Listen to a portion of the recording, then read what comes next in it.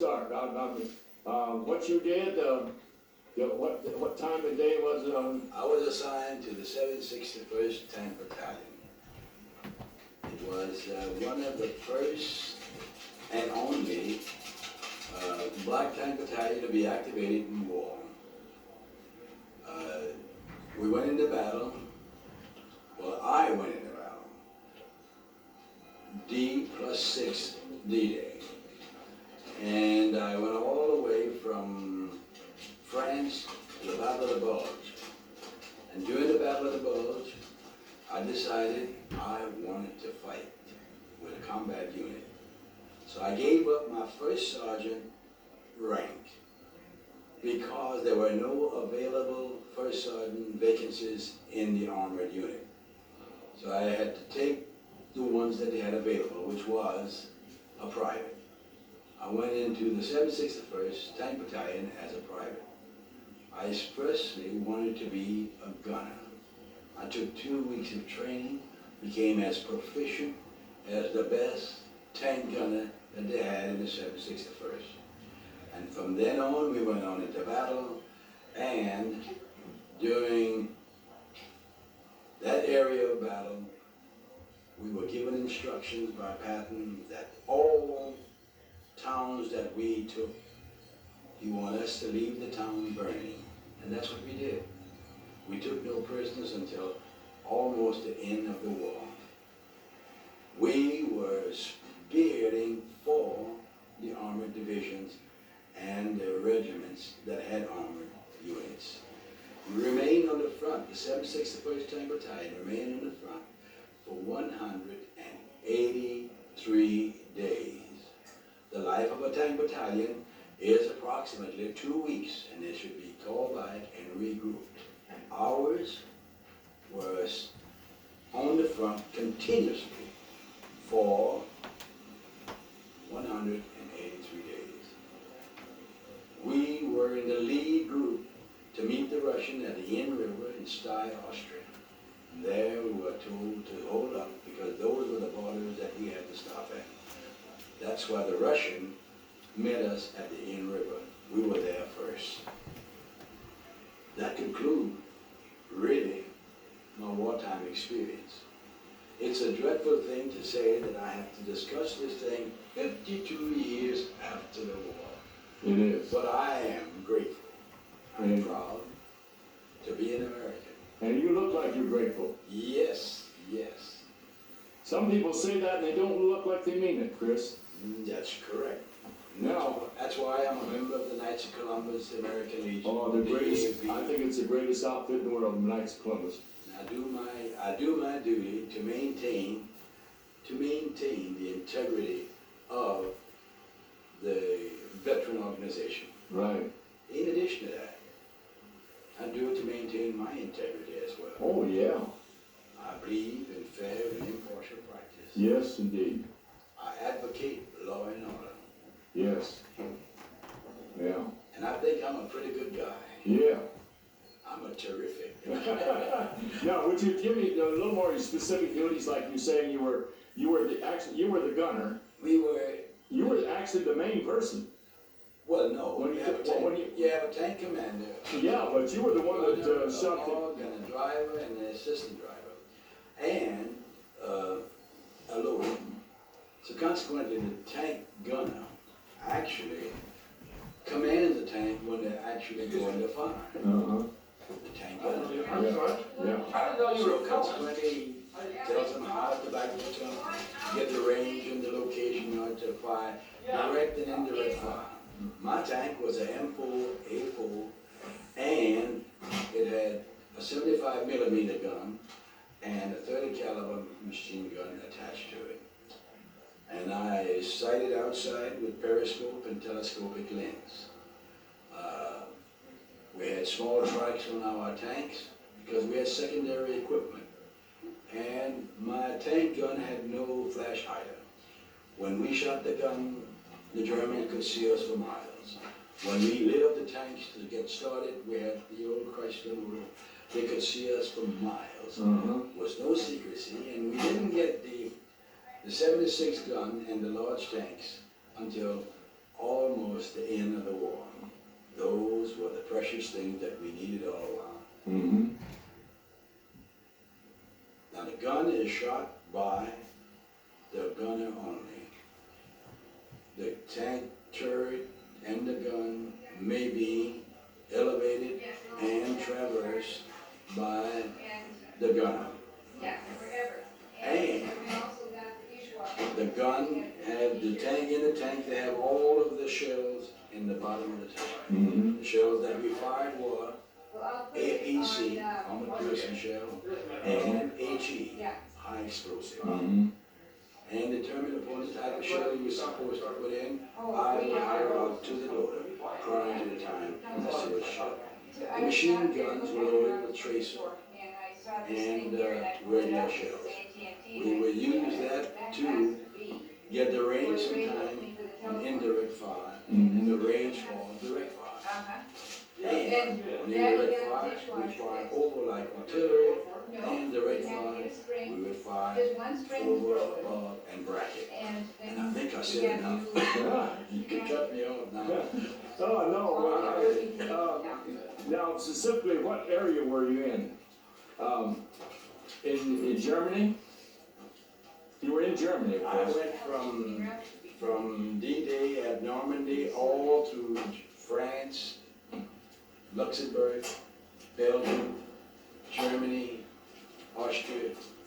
That's what we stopped. Now, and this 13-day engagement where you were wounded, how was it you were wounded? That the tank was hit or what? I had to dismount my tank 3 times. Oh. And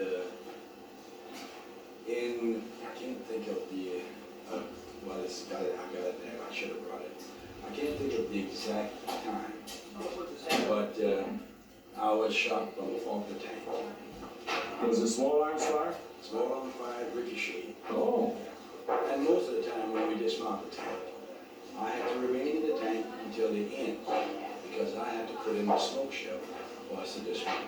Oh. So I was the last one to leave the tank. Oh. Sometime I'd come out the turret, and sometime I'd come out of the bottom of the tank.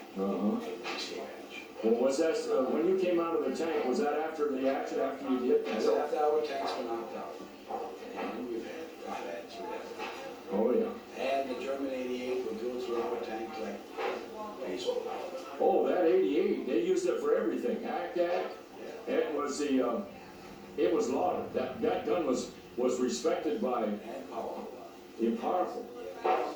And the Germans, the only advantage we had with the Germans, that tank did not traverse but 90 degrees. Oh, Ours traversed the whole 360. they would, huh?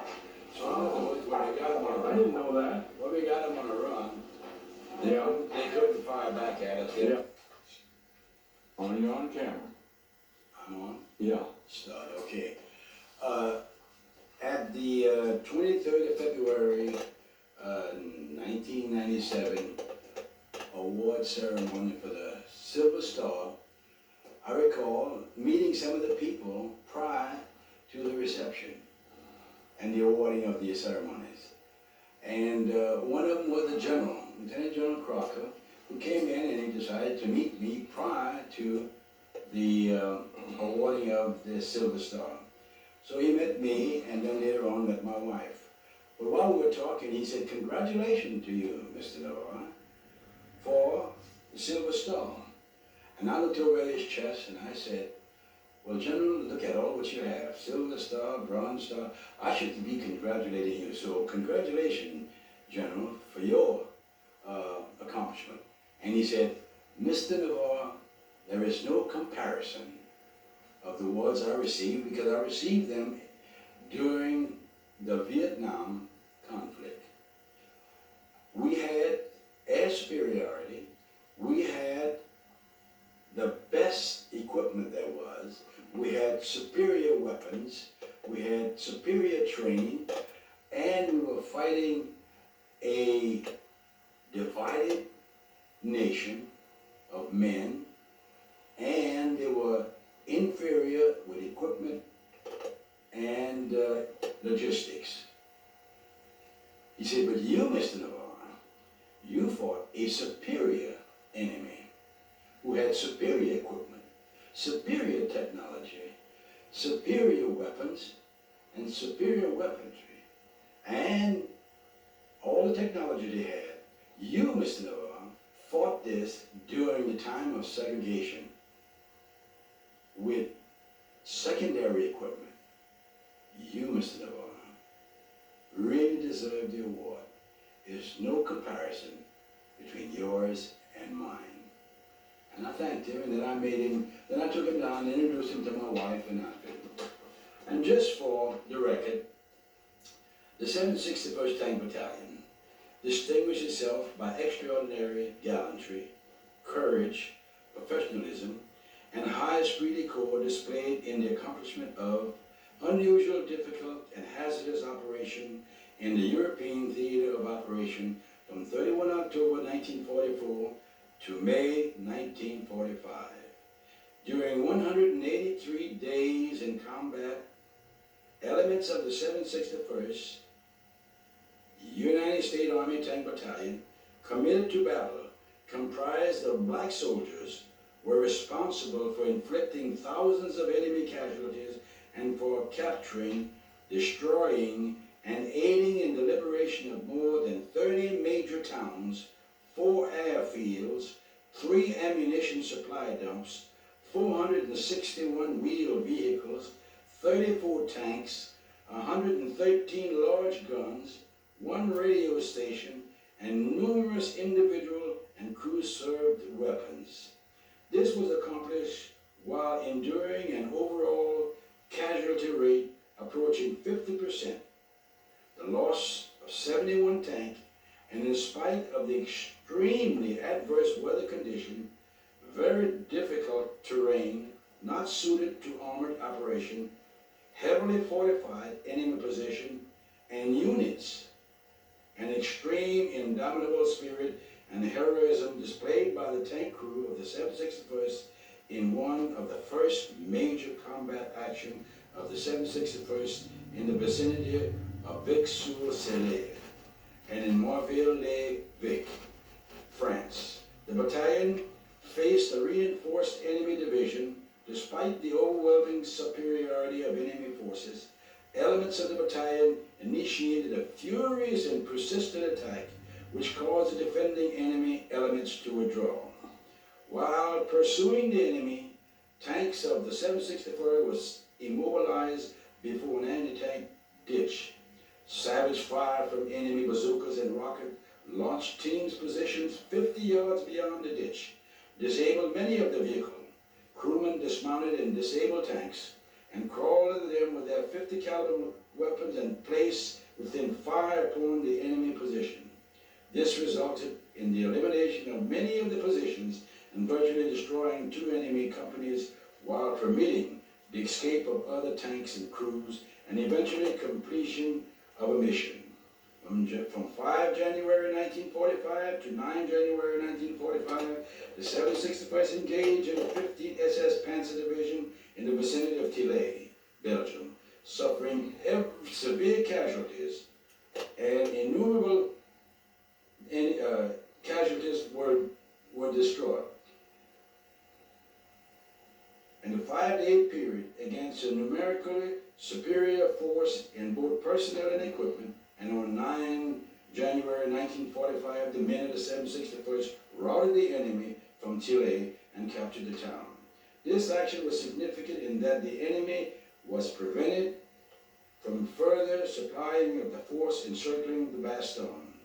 And the United States troops there, because of the closing of the Brussels-Baston highway, that by the men of the 761st, one of the most significant accomplishments of the 761st Rhine Plan, allowing units of the 4th Armored Division to move through the Rhine River.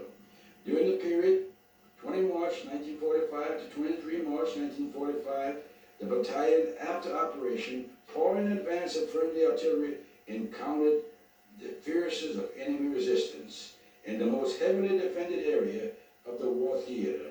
Throughout the 72-hour period of the attack, elements of the 761st assaulted and destroyed enemy fortification with the speed of intensity that enabled the capture and destruction of 7 Siegfried towns, 31 pillboxes, 49 machine gun emplacement, 61 tank guns, 451 vehicle, 11 ammunition trucks, 4 self-propelled guns, 1 170mm artillery piece, 200 horses, 1 ammunition dump.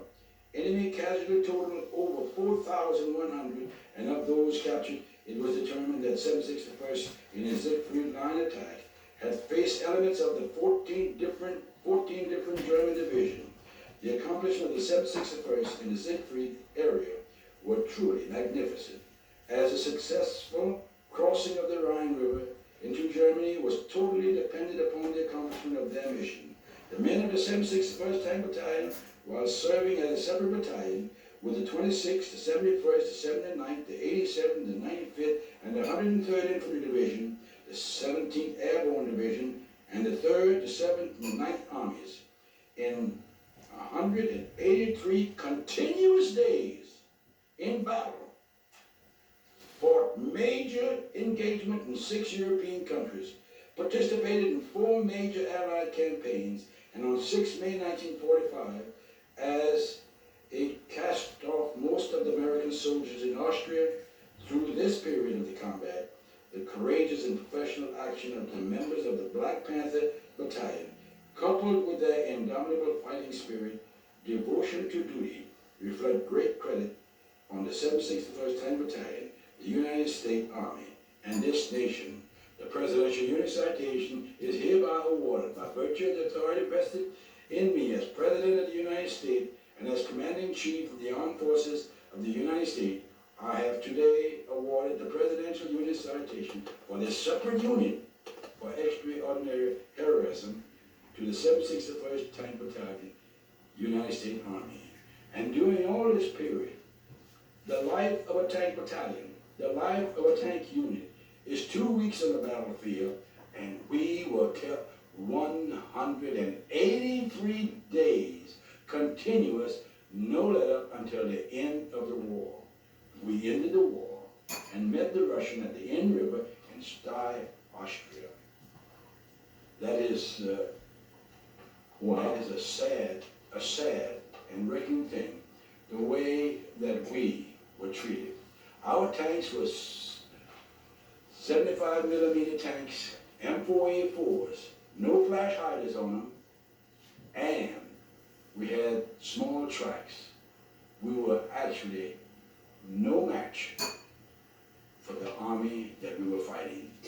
Even the army we were supporting and spearheading for, all of those divisions I just mentioned, we did not have the tanks they had, the 76mm tanks with flash hiders and big guns and large tracks and complete equipment. We didn't have that, yet we accomplished this mission. I really feel that we were destined. I really feel that we were destined, according to Patton, and the way he was giving us this mission, to really not succeed. Fortunately, they stopped us at the Inn River, where the Russian was supposed to meet the American army. Thank you, that's about all I can say. I'm filled with emotion. Oh boy, it's tremendous. It's tremendous, and you know what? You definitely had a rabbit's foot when you mentioned that 2 weeks of average life. Like the bomber crews. Yes. You were just, in fact, you were probably more so than the bomber crews at the start of the war, the B-17 bomber crews. You know, they... Right, I recall them well. Yeah. I recall them well. The only difference was they didn't keep them continuously there. They did reinforce them with more men. And They definitely. Yeah. Well, yeah. We did not get any reinforcement. You know, not only men, but equipment. Very few people volunteered like I did. Yeah. I happened to be a first sergeant when I went over. The youngest first sergeant, one of the youngest first sergeants in the Army. When I went over, I was one of the youngest first sergeants, 23 years old, in 1943, and then jumped off on D6, 6 days after D-Day, and stayed on the front until the end of the war. And I, being frustrated with being in an ambulance battalion, ambulance company, I requested to fight on the front line. Not many people do that. Having no black units at that time, they would not allow me. When a black unit did come up, Is that right? then they said, you can't be transferred because Yeah. your rank is too high. I gave up my first sergeant rank And pay. and pay to go and fight with them as a private. So Oh, I God. obtained everything, and the general was right, and he's one of the few people that actually look at this in the right vein. He looked at it from the time that it was. He said he was just about 2 years old when I was doing all Yeah. this. Yeah. And I don't think I can say anymore because I'm feeling. Oh, that's wonderful, Chris. I certainly appreciate it.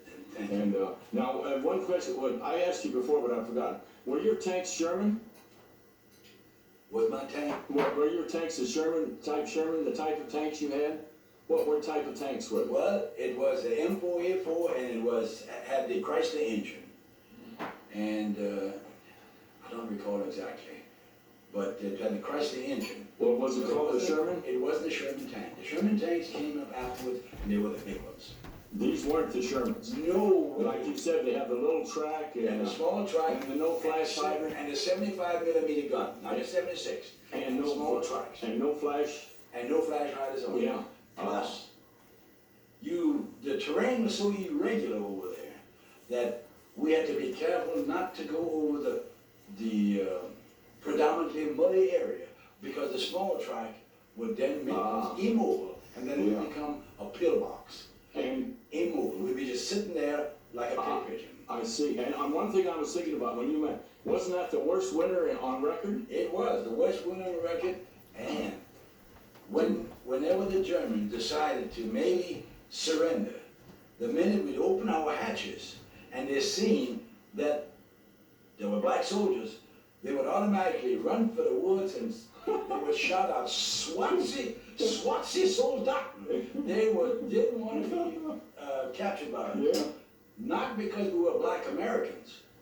They were in fear of the Senegalese that the German fought in Senegal in Africa. Oh yeah. They are this 6 foot, 7 foot tall Oh yeah. Senegal. Yeah, I've heard of them. And they were the French soldiers. Oh yeah. They would go across the line and they would not let a prisoner leave. They would go across the line and get him once they captured him. And they didn't know that we were American black soldiers. They just thought, hey, these are the Senegalese. Yeah. So, but anyway, it was a trying time. Yeah. Like right now, it bring back so many sad memories, because I feel that I was killing the innocent Germans as well as the one that were fighting. Yeah.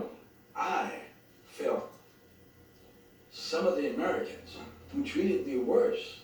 Exactly. I felt that here I was in the country fighting to liberate the Frenchmen, the Poles, and the Jews, and all other nationalities that was under the regime of Hitler.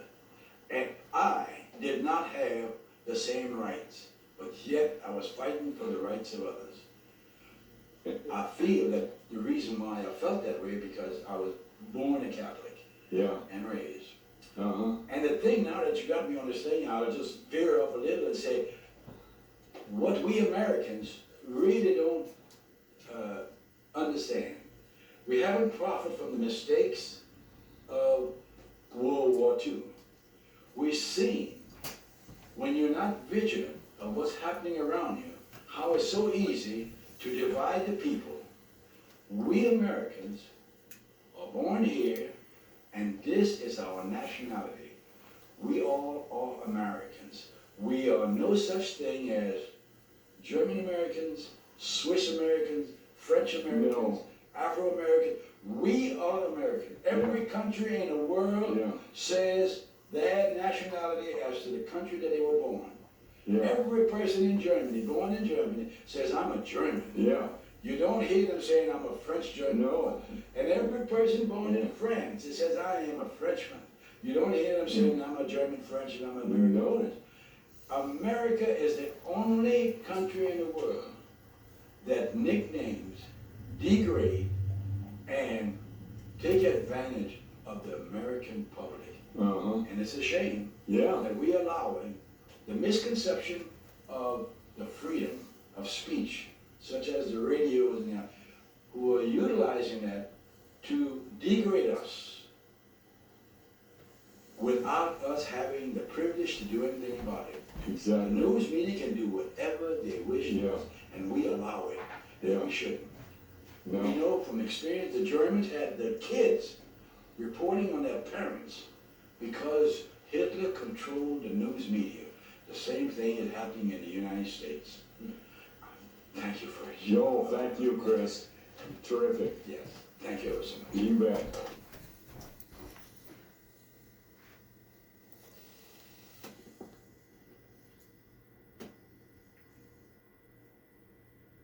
Army commanders nominated a DuPont Washington man for one of the service's highest honors, the Silver Star. And only a Congressional Medal of Honor is higher, but World War II veteran Christopher Navarre never received that honor until today. King 5's Darren Watkins is live in Fort Lewis. He has details. Darren?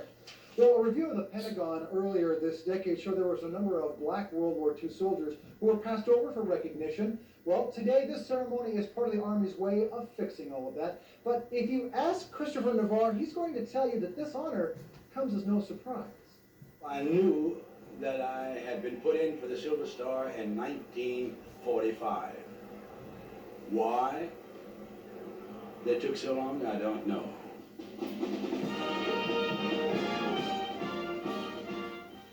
This is a day Chief Warrant Officer Christopher Navarre has been waiting for over 52 years. The ceremony is called the Massing of the Colors, to remember those who have served our country. The President of the United States of America awards the Silver Star to Christopher P. Navarre.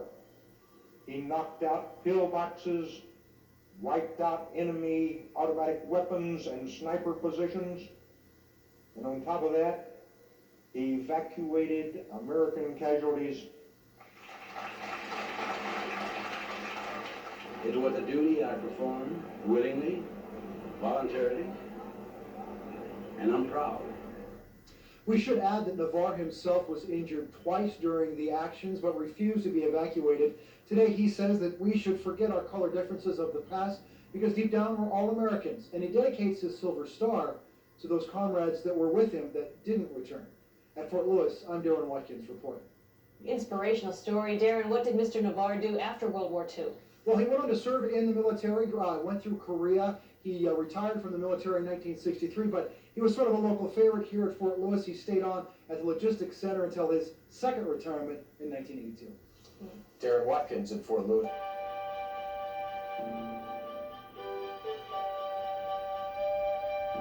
25th be approved. All in favor say aye. Aye. Recipient of the Silver Star for gallantry, and declaring the month of April as Christopher Paul Navarre Sr. Month in Pierce County, Washington. Since there are no questions or comments of the council, all in favor of this resolution say aye. Aye. All opposed? Mr. O'Malley, would you come around and get this? Now, Sandy, I'd like you to read this resolution in whole. Okay. Whereas Christopher Paul Navarre Sr., following the Battle of the Bulge, volunteered to reduce his rank from first sergeant to private to join a combat unit, and he was assigned to the first all-black tank unit formed by General George Patton. And whereas Mr. Navarre remained with the 761st Tank Battalion throughout some of the most intense fighting in France and Germany as the Allies closed in on Nazi forces, and whereas Mr. Navarre remained in the reserves and in 1949 was appointed warrant officer and served in the Korean War with the 116th Combat Engineers, and following the Korean War he served with the 1st Cavalry Division in Japan, followed by service in a number of posts throughout the world. And whereas Mr. Navarre retired from active duty in 1963 and accepted a position at Fort Lewis as an inventory management control officer, retiring from the logistics center in 1982, whereas this DuPont resident's service to his country and to the cause of liberty at home and abroad has been unmatched. And some 52 years later, Mr. Navarre has been decorated by the United States Army with the Silver Star for gallantry in action during World War II. And whereas the Pierce County Council, on behalf of all citizens of Pierce County, wishes to pay tribute to Christopher Paul Navarre Sr. and recognize the distinguished honor recently awarded to him, now therefore be it proclaimed by the Pierce County Council. The Pierce County Council hereby commends and congratulates Mr. Christopher Paul Navarre Sr. on the belated bestowal of his rightfully deserved Silver Star. The Pierce County Council hereby declares the month of April as Christopher Paul Navarre Sr. Month in Pierce County, Washington. Adopted this 25th day of March, 1997. Signed by all council members. Mr. O'Malley, would you please present this to our honored guest? Yes. Hi, Chris. This gives me a great deal of pleasure and indeed an honor to give you this resolution and from all of us, all of the citizens of Pierce County, our gratitude. Mr. Navarre, as pointed out in the resolution, earned his Silver Star 52 years ago. His tank unit was supporting the 411th Infantry Regiment. Knowing his comrades were fighting under strength and with no replacements available, Navarre insisted on pressing forward with the attack despite injuries to his leg and hand. His tank crew helped in destroying 23 enemy pillboxes, and Navarre was evacuated casualties in the face of artillery, mortar, and machine gun fire. Martin Luther King said, "The ultimate measure of a man is not where he stands in moments of comfort and convenience, but where he stands at times of challenge and controversy." I think these words speak a great deal about Chris Navarre's measure as a man, but I think it shows something else as well. He is an example for all of us. His love of country. He was a man who was a sergeant, and he gave up that rank to become a private in an infantry unit, or in a tanking unit, in a combat position that he didn't have to take. I think more importantly is, in talking to him and reading about